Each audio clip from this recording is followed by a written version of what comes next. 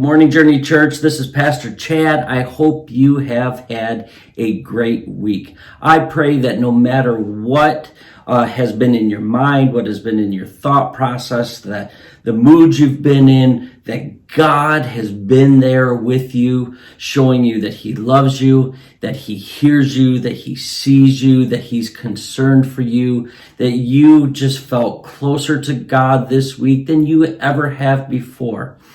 Today we're going to continue part 4 of our series called Trusting God. And as we start this morning, I want to talk to you about those times where you feel like you're in no man's land, kind of like you're in a holding pattern, and maybe that's for a while. Maybe you even feel that you are stranded. And in those times, how do you trust God? I mean, consider with me for a moment a student that for the last 4 or 5 years has been a college student at probably the best school in the state, Michigan State.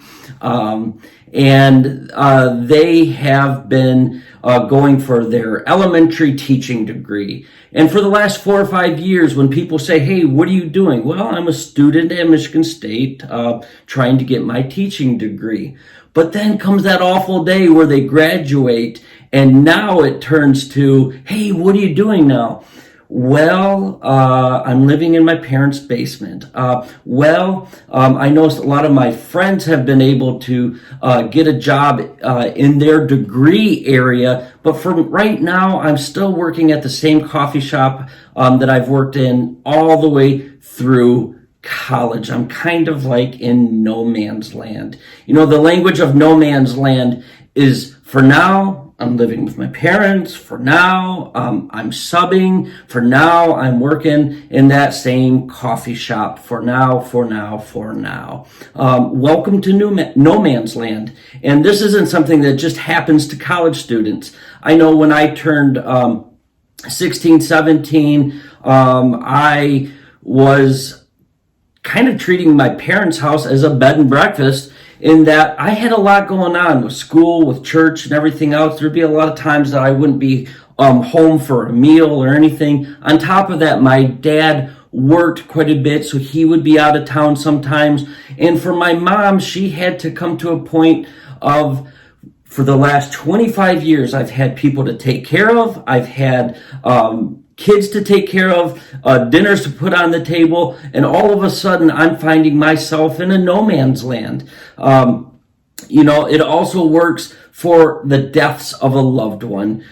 Maybe a loved one dies, and all of a sudden you're thrusted into a situation that you've never been in before, living without this loved one that you've lived with for many, many years. And all of a sudden, you kind of just feel like you're abandoned. You're in no man's land. My friends, I believe 100% with my heart that when we find ourselves in no man's land, this can be a significant catalyst for spiritual growth in your life. On the other hand, it can also be a place where faith goes to die. And the decisions that are made in this awkward and troubled time in no man's land can decide what way you will go. Whether your faith will elevate or whether your faith can decrease.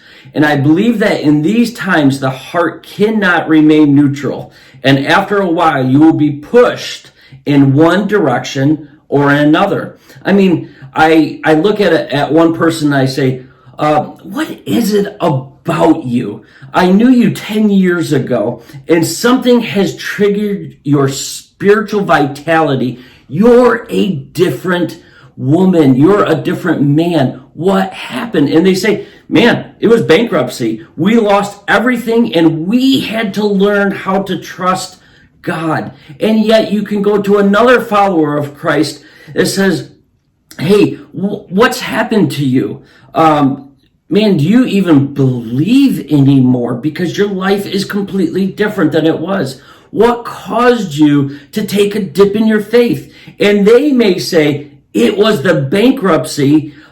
We lost everything. And see, two different people, same situation. You can either go up in your faith It can be a catalyst for your faith in no man's land, or it can be something that drains your faith.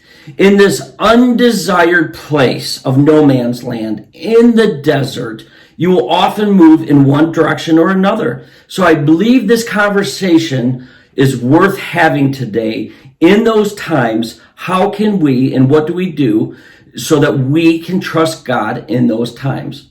So I want to start off with a map of the Sinai Desert. We showed you this map when we did the series called Between the Green, if any of you remember that.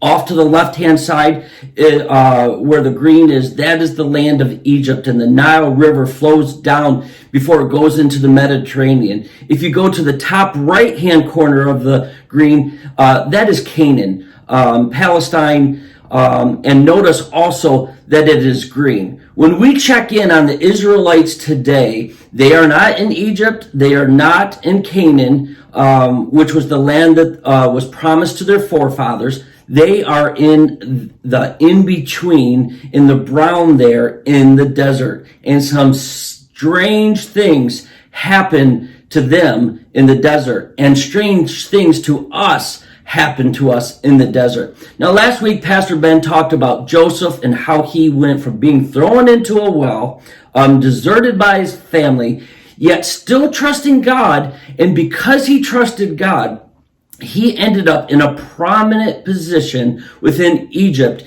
and the fulfillment of his dreams came to pass. So the book of Genesis ends with the Joseph clan living in Egypt. And generations later, there is a elderly shepherd who is watching the sheep, and off in the distance, he sees this weirdness of this bush that is on fire, yet not burning up. And he hears this voice in Exodus 3:6.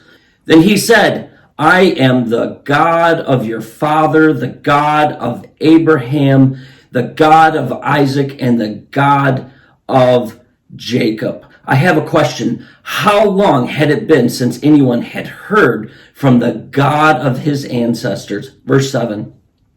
The Lord said, I have indeed seen the misery of my people in Egypt. I have heard them crying out because of their slave drivers, and I am concerned about their suffering. My friends, if you have been at Journey Church for any amount of time, you will know that that is one of my favorite lines, that God has seen, he has heard, and he is concerned. I have seen, I have heard, and I am concerned. Let those words sink in and minister to you today. Maybe you are watching today, and to hear those words whispered by Creator God, that I have seen, I have heard, and I am concerned. I have seen what you're going through. I have heard your prayers, and I want you to know that I care. Let those words minister to you today, no matter where you are. So God shows up to Moses, and Moses basically says, well, it's about time. God says, yes, and you're going to go to Pharaoh. Moses says, no, I'm not. And God says, yes, you are. Moses says, no, I'm not. And God says, yes, you are. And this is a lengthy conversation between the two, going back and forth. We just need to know something here. Moses did not want this job. This was not a position that he had applied for. And then there's this verse that is so instructive in verse 8. So I have come down to rescue them from the hand of the Egyptians, and to bring them up out of the land into a good and spacious land, a land flowing with milk and honey. I just want you to know the language here that's being used. Bring them out of the land of Egypt, the land of slavery, into the land of Canaan. Bringing them out of the land of slavery into the land of promise. Now, nowhere in that verse was there any mention to Moses of no man's land, of a desert, and the troubling things that would take place there. Pay attention this morning as we go through this story of 3 crises that happen in the desert. One happens in chapter 15, one happens in chapter 16, one happens in chapter 17. They basically move from crisis to crisis to crisis. And you need to know something. As they go through these crises, my friends, they are in trust school. This is important for us because when we get in a crisis in our lives, when we hit a desert, when we hit no man's land in our lives, our hearts have a choice to make a choice in what direction we will go. So they have left Egypt. They have just seen Pharaoh's chariots engulfed by the water that they had passed through in the Red Sea, and they are on the other side. Moses and the Israelites are singing this great song to the Lord as we pick up in verse 22 of chapter 15. Then Moses led Israel from the Red Sea, and they went into the desert of Shur. For 3 days they traveled in the desert without finding water. Does this seem like a problem to you, where they are in a desert, and how long have they been without water? 3 days. Have you ever been in a situation where you were in need of water? I remember one time seeing some of my friends for the first time when I was living out in Colorado. One weekend we decided to climb a mountain, and we did this quite a bit after that. But the very first time we went, we were not prepared. We both had one bottle of water each, and we polished off each bottle of water within the first hour. And we weren't even up 15% up the mountain, and we had to turn around and head back. In that time, we were sunburnt, extremely dehydrated, and I'm telling you what, when we came down towards the base of the mountain, we found a creek, and I just started guzzling water. Well, that's not good unless you know exactly the water source, and I'm telling you what, I was sick for 3 days. That was a 6-hour total experience, but yet, we're talking about 3 days here. I'm talking about 6 hours of total going up the mountain, coming back down, traveling back to the truck where we had parked. And I'm telling you what, that was hard. Just in 6 hours, not alone 3 days, no water. These people are desperate. I need you to think of crying children here, elderly people here that are fainting, and finally word starts to trickle back to the group. We found water ahead, and exhausted people start to quicken their pace here. And when they finally find this water, it says this in verse 23. When they came to Marah, they could not drink its water because it was bitter. So the people grumbled against Moses, saying, "What are we to drink?"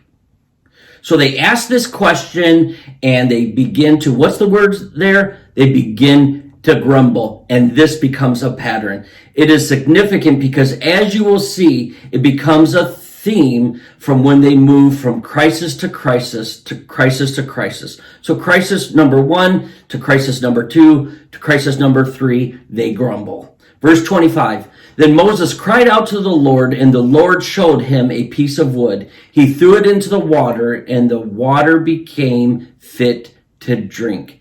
He cries out to God, "God, what am I supposed to do here? I didn't even want this job. I didn't even apply for this job." Basically, what's happening in this story is God is saying, listen, when you are absolutely at the end of your resources, when you have nothing left, when you are empty, when you have nowhere to turn, and you don't know what to do, trust me, and I will provide for you. Trust that I will take care of you. Trust that I will sustain you. We have seen this before, not with a stick sweetening some water, but with marriages that we thought were over, and yet God took a willing couple who was not ready to give up and restored their marriage. God took something that was rancid and made it into something sweet. We have seen situations with parents and children where they are barely talking. The rebellion was off the hook, and there was nothing but nastiness going back and forth. And yet God's healing hand came in, and there's There was a healing of damaged emotion, and something that was rancid had become very, very sweet. And I love what happens next, at least for a time, in verse 27. Then they came to Elim, where there were 12 springs and 70 palm trees, and they camped there near the water.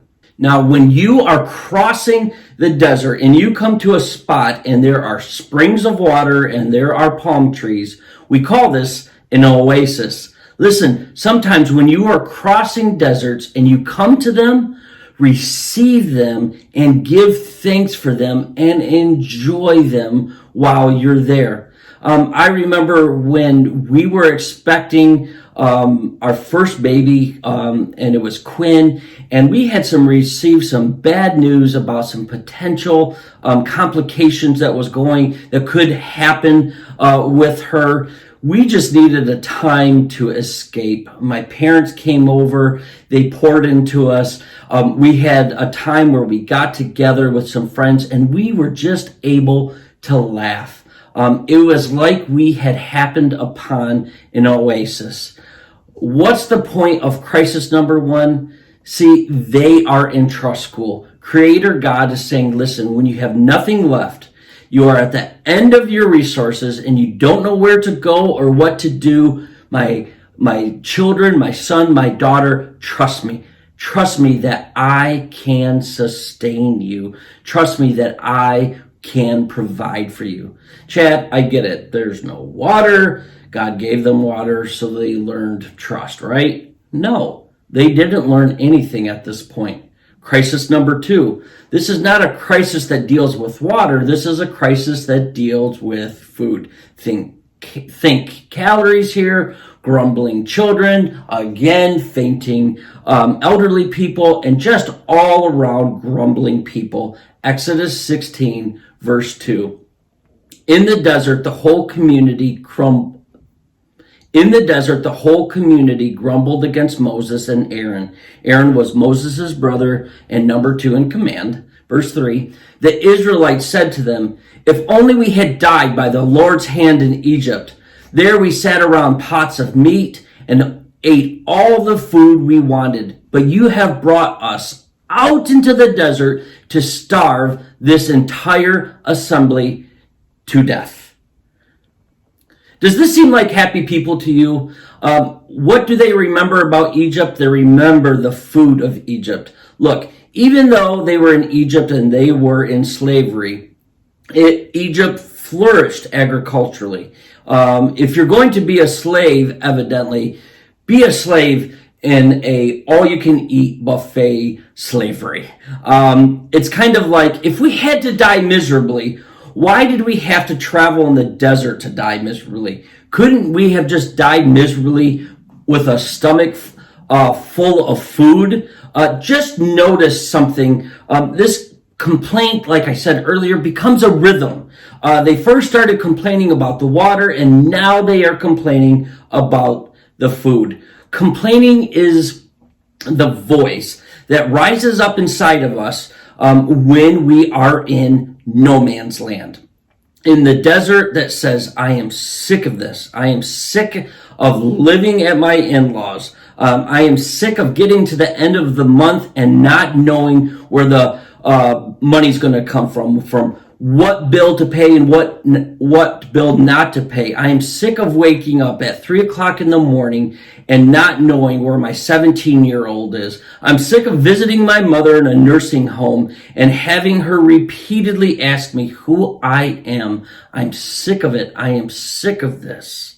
But there is something that is happening here to them that is deeper than just complaining about the food. They are not simply complaining about the food. They are complaining against God.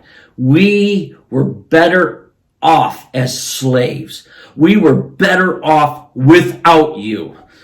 This is treason happening here against God. We were better off without you.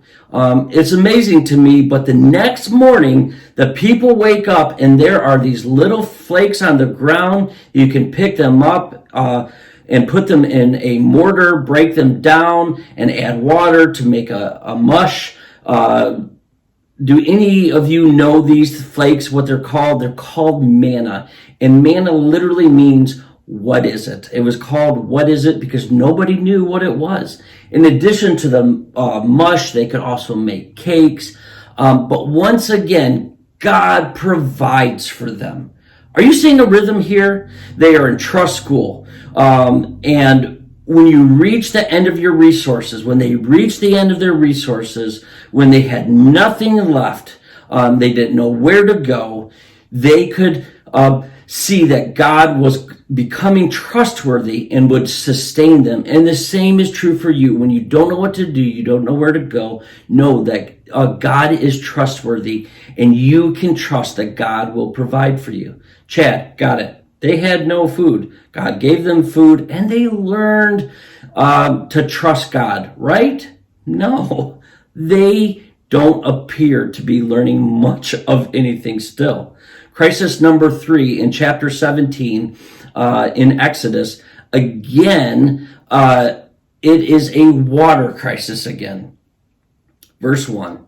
They camped at Rephidim, but there was no water for the people to drink.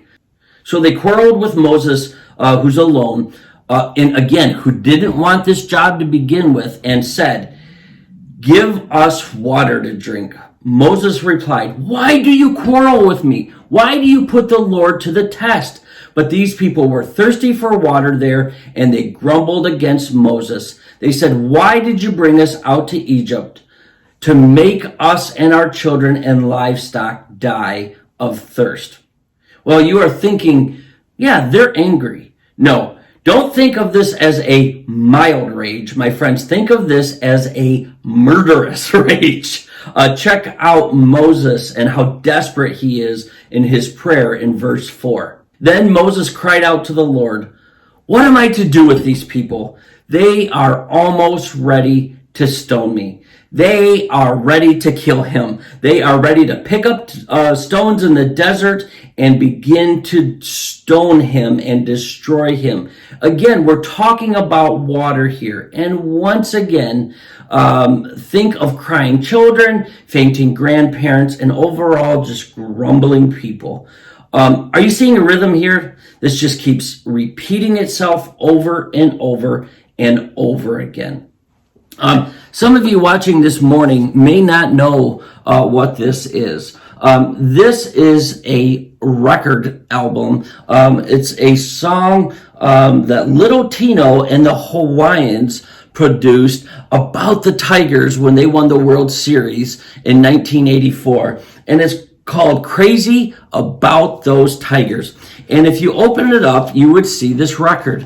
And this is a record where you would put it on a wheel and then you would lift the arm down with this little pin and it would go around. And when it would go around, you would hear music. But sometimes these would get scratches in them.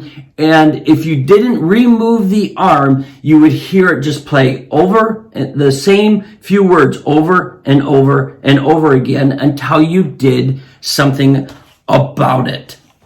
And my friends, the Israelites are sounding like a broken, scratched record, and it just seems to be grumbling and grumbling and grumbling. As you read Exodus 15, 16, and 17, it will sound like this record with a scratch, and you will hear the same thing over and over. My friends, they are in trust school, and yet they are blowing it. No man's land can be a greenhouse for transformational growth, but it can also be a place where your faith goes to die.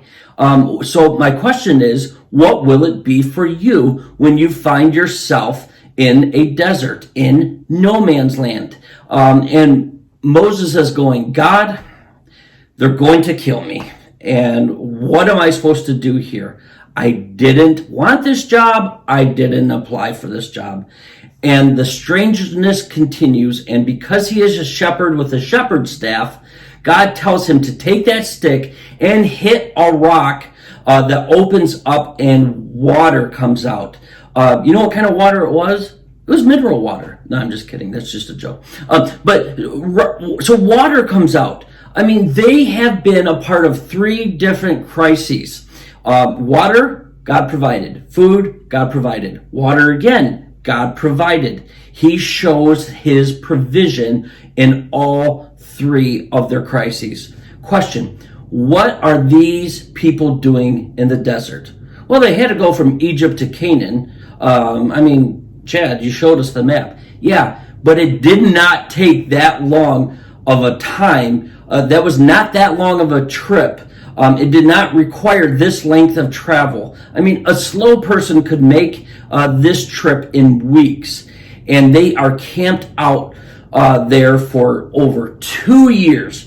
And that is before the massive rebellion where they want to select a new leader and go back to Egypt. And for disciplinary reasons, they have to spend an additional 38 years in the desert wandering. See, when they left Egypt, they did not leave Egypt as a healthy group of God followers. When they left Egypt, they left as an unruly mob of slaves, indoctrinated into generations of Egyptian idol worship. They are on their way to the land of promise, where they are going to have commandments, like do not have any other gods before me. Do not make statues and bow down to them. Do not misuse my name. Don't murder. Honor your father and your parents. Honor your marriage vows, and so on. And so once they reached, the promised land, they are to be representatives of Creator God, but they don't know him and they don't trust him yet.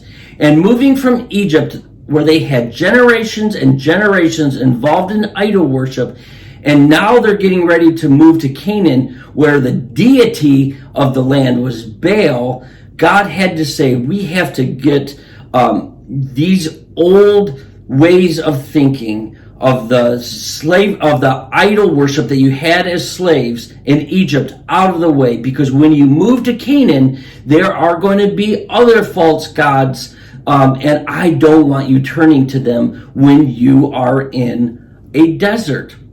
So the question was for the Israelites, when you go through one bad season without rain, will you go to Baal, the Baal shrine, asking the god of fertility to water your crops? See, they were going to the land of promise, but yet they were not ready. So God enrolled them in trust school. He said, I want you to know me. I want you to trust me. When you run out of water, I need you to trust me. When you run out of food, I need you to trust me. I need you to trust me. That is what God is asking of the Israelites in the desert. And this is what God is asking of us in no man's land, to trust him. That space is ideal. No man land is ideal for spiritual transformation to accelerate, but it also can be a place for our faith to go and die. And I don't know about you, but when my heart is in a desert, when I feel like I'm in a no man's land, I don't have to invite complaint to show up. My friends, I think the way of making complaint move out of your life and not becoming a permanent resident is by inviting another guest in your life, and that is the guest of trust. See, the voice of trust is, God, I don't like this place. I don't understand this place. I don't want to be in this place, but yet I trust you in this space. And what happens is when complaint tries to move back in, it sees that trust has already taken up the guest bedroom in your life. Trust and complaint are incompatible roommates. One will always, in the end, push the other one out. Trust evicts complaint when you trust God. The voice of trust is, God, I don't like this. I don't understand this. I don't want this, but I trust you in this. My friends, the Israelites searched and needed water, the bread of life, and what they eventually found was the true water of life, the true bread of life. Jesus told us that he is the water of life. If one drinks of him, he will never be thirsty again. If one eats of the bread of life, no one will ever be hungry again. You need to know something. When you are in no man's land, you are in a position that can be the greatest catalyst in the journey of faith. God can take our rancid situations and turn them into something sweet if we trust him. No matter what you're going through today, my friends, I pray that you will trust him. You will trust him. You say, God, I don't like this situation. I don't know what to do in this situation, but God, I trust you. I trust that you're going to take this thing that is rancid in my life and turn it to something sweet. If you're here today and you're saying, Pastor Chad, that's me. I have some area in my life that I just simply need to trust you with. I want to pray for you this morning. And I would just pray that you would raise your hands to God and say, God, here is that situation and I give it over to you. I trust you that you will take this thing that is rancid and turn it into something sweet. Let's pray. Heavenly Father, God, I just pray right now, as I have talked to so many people within our church family that are just struggling with things currently. And God, they don't know what to do. There's so many rancid situations in their life. And so God, as people have their hands raised to you right now, I just pray that you would be able to take those things from them and turn them into something sweet. Because when we open our hands to you and say, I can't do this anymore, I give it to you, we are trusting you. And God, I know that you are so pleased when we turn to you and we give it to you because we are trusting you. You are a God that loves us, who hears us, who sees us, who cares for us. So God, in everything we do, everywhere we go, may we turn to you. In Jesus' name, amen. Hey, church, just a couple announcements. This coming Thursday, we will return to home groups. We're going to start off by doing it on Zoom to hopefully be able to find a place where we can meet and do that in person safely and responsibly. But if you are looking to be a part of the small group, we will have it this Thursday, 7 o'clock. The invitation to the link will be down below. And on that night, I want to take a few moments and share with you what's happening at Journey Church, where we are currently, where we believe God is taking us. And if that's you and you're like, I really need to know and what's going on, and I would invite you to join in that night, 7 o'clock, as we talk. We'll spend a few moments talking about what we learned from today's message, see if anyone has any questions. We'll have some time of prayer. But you'll also hear where God is taking us and leading us, and I'm excited. Hey, church, love you. Hope to see you all real soon. God, I pray that God would just bless your week. And remember, God wants to take your rancid situations, and when you turn to them, he will make them into something sweet. Love you all. Bye-bye.